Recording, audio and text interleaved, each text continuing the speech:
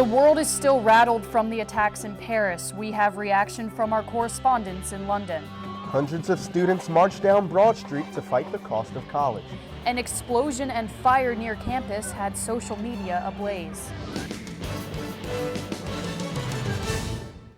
Hello and welcome. You're watching Temple Update. I'm Becca Hendrickson. And I'm Tennyson Coleman. The world is still recovering from the attack in Paris late last week. We have breaking news now in those terror attacks. The mastermind behind the terror, Abdelhamid Abaoud, is dead, according to the Paris prosecutor. He was killed in a raid Wednesday afternoon. Europe's deadliest terrorist attack in 14 years still has Paris and the rest of the world on edge. Sweden raised its terror alert after finding evidence of another terror plot. Security for Pope Francis has now been doubled after the attack, while a search for France's #1 suspect, Salah Abdeslam, continues throughout Europe. In response to the attack, French armed forces bombed multiple Islamic strongholds in Syria. French police have carried out over 400 raids since Friday. The result, 60 arrests, dozens of weapons seized, and another 100 citizens on house arrest. President Obama says the U.S. won't immediately increase airstrikes against ISIS. Tuesday, a soccer match between Germany and the Netherlands was canceled, and the stadium evacuated after fears of another attack. According to the police, they had evidence to believe that the stadium would be targeted. Fans were quickly evacuated from the area an hour and a half before game time. The German chancellor and at least 3 other top government officials were expected to be in attendance at the match. The only American killed on Friday was a study abroad student from California. Temple has dozens of students studying abroad, and some were in Paris during the attacks. Our Temple Update London correspondent Kylie Winkler has their story. Liz Persall and Michaela Alaka, 2 students from Elon University, had arrived in Paris Friday night in the midst of the terror. Not realizing what had taken place, they carried on with normal activity for over an hour after the first attack was underway. It was bad. People were running in the streets and stuff, crying. It's like so real at the time, and I just got very scared because I had no idea what was going to happen next. What if they picked the Moulin Rouge instead of the Bataclan? Like, it could have been us. They escaped before the borders were closed, but say this experience will stay with them forever. You say pray for actually pray for Paris. Other students in London remained on edge. I was in New York still, heading for London on the red-eye flight, and our initial thoughts were, oh my God, we were in New York for 9/11, and just kept thinking, this is it, this is happening. American students studying abroad in London say that because of their close proximity to Paris, they feel much more of an impact after Friday night's attacks. I felt like the mood was very somber all weekend everywhere I went. I was in that same city, and that's terrifying. I think it's just different being here. Like talking to my friends in the States, they're kind of unaware. My roommate was there last weekend, 5 days before it happened, and it's just real because it's not like it was a big event or anything. Like I could have been at a rock show. You feel closer to the people if you've actually been there. I don't think I'm gonna let it affect me. I think if you let it affect you, then the terrorists win. Reporting for Temple Update in London, I'm Kylie Winkler. Vive la France! Temple released a statement Monday saying that all Temple study away students have been contacted and are safe. They've been made aware of all safety precautions. Now, Temple Update spoke with another student from the region studying abroad who was in Paris the night of the attack. Jessica Dudra told us what she and her fellow classmates experienced. What we didn't know was nice, but at the same time, not knowing how awful it was, like we were really naive towards the situation at first. Like we were walking around Paris, the streets of Paris, and people were telling us, like, what are you doing? It was a scary experience for students who were there, but you didn't have to be in Paris to be shaken by the attacks. We now go live to Kelly Antonacci at Alter Hall. Kelly, what's the feeling around campus after these deadly attacks? The students I talked to are just heartbroken. The attacks may not have happened here in Philadelphia, but everyone is feeling the repercussions. What students have mixed feelings about, however, is the media coverage. I haven't experienced any hardships or anything post these horrific attacks in Paris. I don't find that is usually the case on this campus. When people hear that I come from a Muslim family, it's automatically like, oh, like, you know, are they in affiliation with certain types of people? It's also sad that only because it's Paris, that it's France, that France got reported on. I was kind of upset to see that they were covering just Paris and not Lebanon, Syria, Beirut, and all these other places. And it was heartbreaking just to see like the families and pretty much people lose like their loved ones. For me, it was a shock because you never expect a very developed country like France to go through something like that, especially in today's society. French journalism professor Fabienne Darling-Wolf explained that while students here at Temple are still in shock, France has already begun to deal with the political aftermath. The main concerns in terms of kind of the aftermath of the killings, and so there's a lot of discussions about that right now. What is that going to do to the political scene? Professor Darling-Wolf also told us that one way this is being politicized is that government leaders are talking about closing the borders to refugees. Reporting live from Alter Hall for Temple Update, I'm Kelly Antonacci. Thank you, Kelly. French investigators found a Syrian passport at the scene of one of the attacks. Now, leaders are divided about accepting Syrian refugees into their countries. Nations in Europe are further scrutinizing asylum applications. More than 30 American governors say they don't want to accept refugees. 2 presidential candidates say Christian refugees should be given priority. President Obama strongly disagreed. Individuals say that we should have a religious test and that only Christians, proven Christians, should be admitted. That's offensive and contrary to American values. The U.S. has accepted 1,800 Syrian refugees since 2011, but President Obama said in September he wants to accept 10,000 more this year. Philadelphia stood in solidarity with Paris on Saturday. Dozens came out for a vigil at Love Park to show support for the terror victims. Ben Ott reports.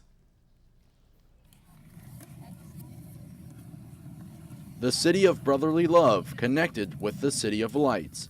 Hundreds quietly gathered at Love Park Saturday night for a vigil to honor those who lost their lives the night before. I think we just need to show the world that we care. A French flag carried in and tied to the love sculpture. Beneath, candles flickering, resembling the peace sign in the shape of the Eiffel Tower. Quiet mourning turned to song as the French national anthem rung through Love Park. Chloe Touchon, one of the event organizers, is a student from France. I'm feeling sad still today because I'm far away. She won't be returning to France for another year until she's finished with school. For now, she can only contemplate the motivation behind what happened. I can't understand someone who can kill another person just because, I don't know. I can't understand this behavior. Stéphane Forsic is also a France native. He drove 60 miles from Reading once he learned about the vigil. Yeah, because I know the places, I know that club, you know the Bataclan. I was there, I think, 3 years ago. I know the area. This wish wall is usually brought out for the holiday season. Every year, visitors post their wishes, but tonight, the messages got a lot more personal. As the night continued, more slips of paper mentioning Paris hung on the wall, all tied in words like love, peace, and prayer. We're in a powerful position to say how we feel and to put that out there. I think social media is a huge platform for that, and based on that, we can express ourselves however we feel, but I think when we stand together, that's powerful in itself. With thousands of French people living in our area, it comes as no surprise that the Paris attacks had an immediate impact here in Philadelphia. Reporting for Temple Update, I'm Ben Ott. What a powerful event that was. Philadelphians continued to come out and pay their respects to the French victims and their families throughout the week. Flowers and memorabilia had been placed underneath the French flag along the parkway. Philadelphia police say there has been no increase in threats to the city in light of the recent attacks. And we'll have more on those terror attacks as that story develops. Stay with Temple Update, Update Now, and Update Aura for the latest. Temple students have joined forces with other area schools as part of the Million Student March. The movement's demands included free public college, cancellation of all student debt, and $15 an hour minimum wage on college campuses. Students marched towards City Hall Thursday to meet with fellow activists from other colleges. Protesters also marched in solidarity with the University of Missouri students. Defending their right to be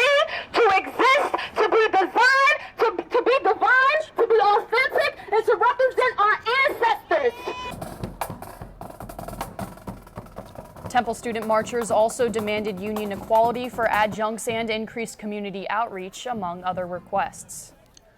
Now, Thanksgiving is a week away, and students and staff have the week off. Our Kate Riley spoke with students about what they plan on doing with the time off. Kate? Yeah, Becca, with the fall semester winding down, students are definitely excited for much needed time off to relax and spend time with family. Take a look at what they had to say. Yeah, I mean, I'm really excited. I have a lot of homework I have to do over break, unfortunately, but I'm glad it's a week long. That's going to give me time to finish my homework, get ready for finals, but also relax and visit family for Thanksgiving. Sophomore Matt Cockane is not the only student excited for the extra free time to catch up on schoolwork. Although Thanksgiving is in the midst of break, turkey is far from the minds of students. I have really hard classes this semester, so it'll just be like a nice little break, but still allow me to catch up on work and get things done and prep for finals. Assistant Director of Residence Life Emily Smith helps those students who live on campus prepare to leave their dorms for fall break. As long as they are coming back to their actual room, they are able to leave whatever they want in their space. The big thing is we want them to take any valuables with them, just so that they are on their person. Now, all residence halls will be closed from 7 p.m. on Saturday to 10 a.m. on the 28th. For everyone living in dorms, you can still catch the Temple-Memphis game. The last meal served prior to break will be lunch on the 21st. Those students who want to stay on campus next week can still fill out a housing extension form, but have to pay a $50 late fee. For more on fall break information, log on to templeupdate.com. Becca and Tennyson, back over to you guys. Thanks, Kate. Fall break means lots of traveling for some students. Our Rob DiOrenzo is live on campus now with weather for all your fall break travel plans. Rob? That's right, guys. Analysts say that it looks like this Thanksgiving may be the busiest travel period in recent years. AAA is projecting more than 500,000 in the region will hit the roads starting on Tuesday. 45,000 are expected to fly from the area to get to their holiday destinations. So what is the national weather forecast looking like? Looking pretty good as of now. The rain should move out of the region by tomorrow, and the highs should stay in the 50s around here. Most of the rest of the country will be sunny too, with no chance of snow or ice in the forecast, which of course is always good news. Becca and 10, I'll send it back to you. I'll have my full forecast coming up. Thanks, Rob. With winter weather on the way, that means a Christmas favorite is on its way back to Philly. That's right. We all love seeing Love Park's fountain go green for Eagles football, despite how they're doing this year. But it's about to get a holiday makeover. This weekend, we'll get a sneak peek at Love Park's Christmas Village. The official opening ceremony is the following Saturday, the 28th. Definitely an event to look forward to. But coming up on Temple Update, an explosive car fire had campus and students on edge. We'll have those details. One fraternity is on the ball with raising money for children, and the movement is rolling through campus near you. And a new Philadelphia tradition combines two American favorites. We'll give you an inside look. Temple basketball had a tough test for their season opener, but what's next for the up-and-coming Owls? We'll introduce you to the new freshmen. Don't you go anywhere. Temple Update will be right back. A family is safe after their car exploded in the Avenue North parking lot. The fire started early Tuesday night and quickly had campus talking on social media. As you can see here, the car is engulfed in flames as a crowd looks on. The Twitter talk and flames subsided after firefighters arrived and ended the dangerous situation. Temple police say they are still investigating the cause. A program just a couple miles north of campus is cracking down on HIV. Prevention Point Philadelphia is allowing drug users to exchange their dirty syringes for clean ones. When the organization started more than 20 years ago, half of AIDS cases were shared from needles. Now that number is down to 5%. Kate Perch says housing is another important aspect of addiction.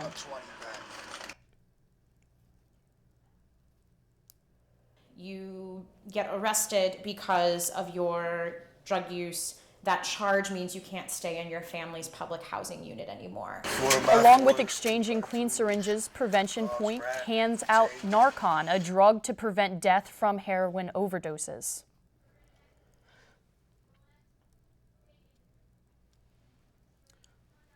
The 10th annual Global Temple Conference took place in the Student Center Wednesday. The event showcased the university's international involvement and promotes globalization as one of Temple's core values.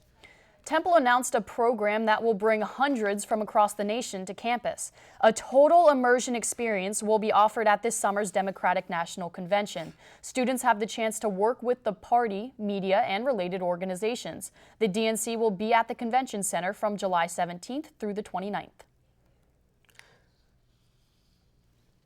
Members of Temple's Greek organizations put their dance skills to the test. Sororities and fraternities had their chance to compete in the annual Greek Showcase. According to organizers, the dance-off works to promote Greek unity on campus.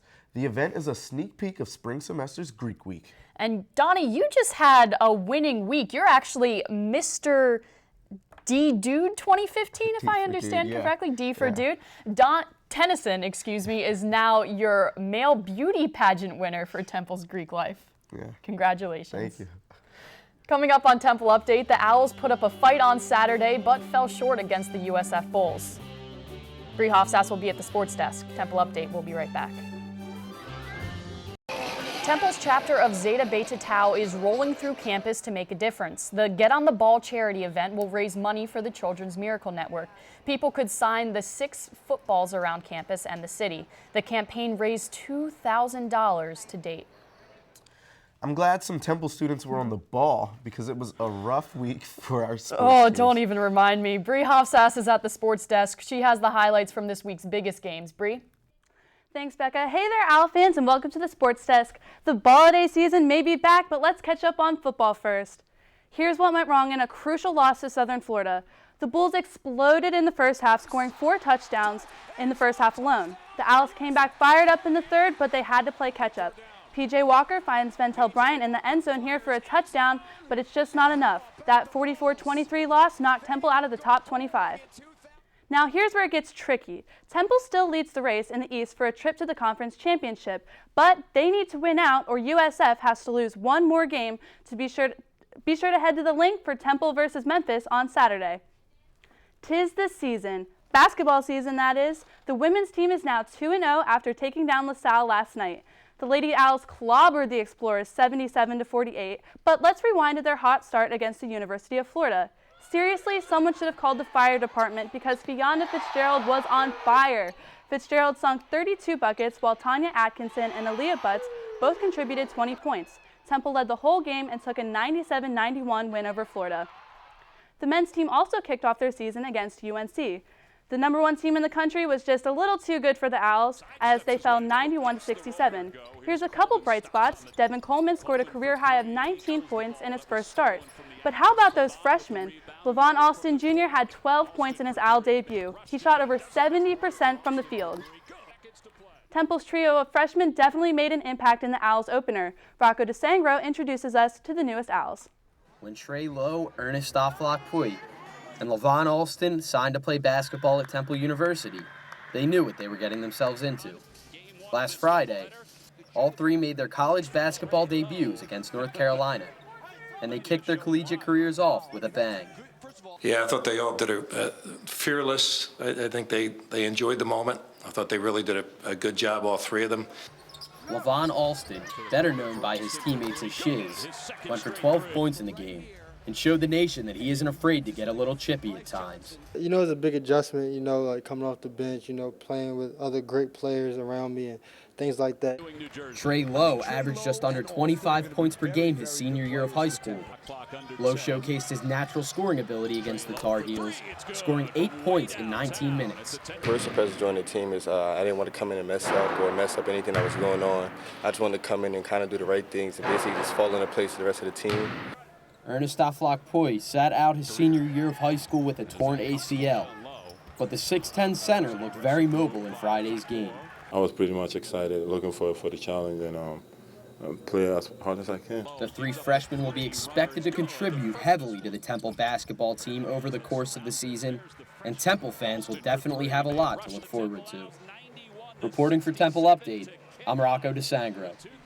The basketball team is in Puerto Rico right now for a tip-off tournament. They play Minnesota today at 11:30 a.m. Follow us on Twitter at @TU_SportsDesk with all the stats from that game. Becca and Tennyson, back to you. Thanks, Bree. And our Rob DiOrenzo has your Thanksgiving forecast coming up. Don't touch that remote. We will be right back. It's a bit of a gray start to the morning, but hopefully we'll have some nicer weather for Thanksgiving break. Hey Rob, what type of weather can students expect going into that break?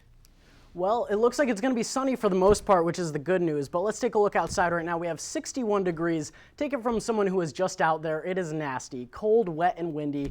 Winds out of the southwest, 15 to 18 miles per hour. And this rain looks like it'll be heavy for the rest of the day. And that's why Frank the frat boy is looking comfy in his sweatpants and raincoat. He's clinching onto that umbrella. Thankfully, he can put it away when the birds hit the link this weekend. Let's take a look at our TU Weather Watch 5-day forecast. This rain will stick around for the rest of the day, very heavy at times, so definitely a good day to cozy up to some Netflix. Tomorrow, the rain moves out, sunny skies with a high of 57, and on Saturday, when the Owls take on Memphis, again, beautiful sunny skies, temperatures will dip into the lower 50s. And then on Sunday, when the Eagles hit the link, another sunny day, temperatures will get even cooler with highs in the mid-40s. And then on Monday, basically a carbon copy of Sunday, and that's what a lot of fall break is looking like moving into next week. And as always, give me and Kelly a follow on Twitter at TU Weather Watch. Becca? Thank you, Rob. The third annual Bacon and Beer Festival was this past weekend, two of my favorite things. The 21 and over event showcased craft beers and unique bacon dishes from around the country. Jane Babian had all the fun covering this one.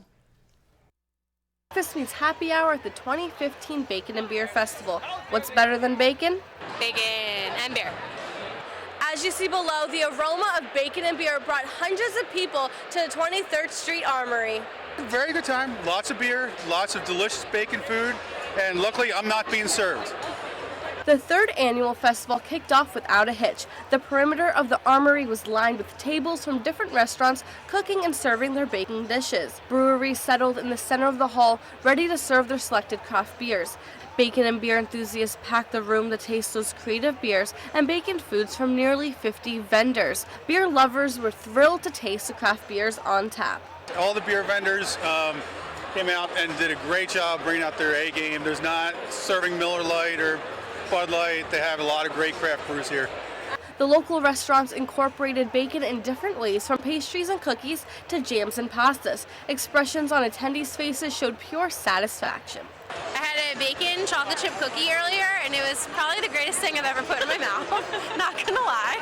Attendees had the option of voting for their favorite dish and beer. The winners of the Beeston Show were Philadelphia's Good Dog Bar and Allagash Brewing Company from Portland, Maine. All proceeds from the event went to MANA, the Metropolitan Area Neighborhood Nutrition Alliance. Reporting for Temple Update, I'm Jane Babian. Philadelphia got a taste of the Sahara earlier this week. A couple of zebras escaped from the circus and caused mayhem in the streets. The animals were seen painting the town black and white along City Avenue around 2 p.m. on Sunday. Both zebras were eventually caught without injuring themselves or any bystanders. That's all for Temple Update. For the latest news, log on to our website, templeupdate.com. And you can always watch us 24/7 on TempleTV.net, Comcast Channel 50, and Verizon Fios Channel 45. For Tennyson, Donnie Coleman, and the rest of the Update team, I'm Becca Hendrickson. We'll see you next time.